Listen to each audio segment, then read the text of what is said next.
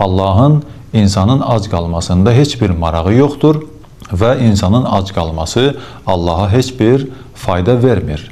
Ac qalmaq sadəcə bir vasitədir ki, insan maddiyyatdan uzaq olsun deyə onu məşğul etməsin, qəflətə salmasın, öz mənəvi və ilahi aləmi ilə məşğul olub onu ilahi təqvaya çatdıra bilsin.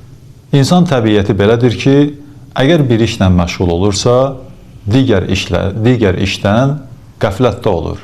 Yəni, iki işlə eyni zamanda məşğul ola bilmir və ona vaxt ayıra bilmir, ona diqqət ayıra bilmir.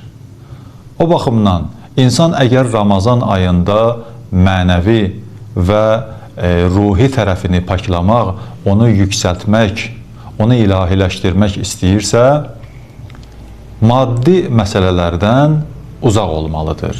Yemək, içmək və digər maddi məsələlərdən uzaq olmalıdır ki, insanı məşğul etməsin və insan öz mənəvi tərəfi ilə məşğul ola bilsin.